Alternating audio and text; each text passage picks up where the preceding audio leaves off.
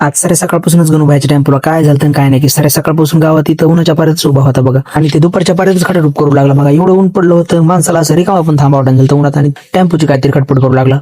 तर माझा सारे सकाळपासून एवढा मूड ऑफ होता आणि एवढा आळस येऊ लागला आणि एवढा कटाळा आलता की केवढा आलता मलाच माहित नाही. कारण की काम नसलं की माणसाला असंच होतंय. त्याच्यामुळे म्हणलं काहीतरी करावं काम आणि इकडे चंदबाई घेऊन जावं लागलं बघा खळ्या मशीन. त्याच्यामुळे म्हणलं आता मला एरी काय काम नाही तेरी काय काम नाही, येतो बाबा म्हणलं तुझ्यासोबत. माझ्यावाला पण टाइमपास होतंय आणि त्याला पण सोबत होतं. त्याच्यामुळे त्याला ट्रॅक्टर हे जोडू लागलं आणि निघालो बघा ट्रॅक्टर घेऊन त्यासोबत खळं काढायला. आपलं दुसरं काम सोडून आता आपल्याला 2-3 थैल्यासाठीच खळं काढायला जावं लागले बघा. कारण की टायरात असं पाणी नव्हतं, लाईट पण नव्हतं. त्याच्यामुळे थोडं हे खळं तरी काढून घ्यावं म्हणून. आणि या खळ्यामुळे आपला आज एवढा टाइमपास झालाय की या खळ्याच्या जागा आपण दुसरे 2 खळ्या गाव काढले असते आणि जे मेन काम होतं ते पण आपलं हुटकून गेले. आणि आता उन्हाळा लागला होता त्याच्यामुळे मस्त असे आंबे पण फुटले होते आणि एकदम भारी अशा कैऱ्या पण लागल्या होत्या. त्याच्यामुळे असं कैऱ्याला पाहूनच तोंडाला पाणी सुटू लागलं. आणि इकडे आपला रील स्टार मित्र आला होता गावामध्ये. त्याच्यामुळे त्याला भेटण्यासाठी मी आलतो बघा गावाकडे आणि ती मस्त अशी होंडा सिटी घेऊन आलता. त्याने आता काही दिवस झाले होंडा सिटी घेतली होती. त्याच्यामुळे म्हणलं होंडा सिटी पण बघणं होईल कशी मित्राची आणि मित्राला भेटणं पण होईल. मित्राची गाडी तर एकच नंबर होती बघा, कारण की मित्राची 1 नंबर आहे म्हणल्या गाडीत 1 नंबर असणार. मग काय मित्रासोबत थोड्या वेळ गप्पा हे मारल्या आणि मित्राला केला टाटा आणि म्हणलं भेटू आता. मग मी आलो घराकडे तर आपल्या गलीत खेळू लागले पोरं गोट्या. तर ह्याला बघून मला आपले जुने दिवस आठवले. म्हणलं हे संघ आता आपण गोट्या तरी खेळून बघावं थोड्या.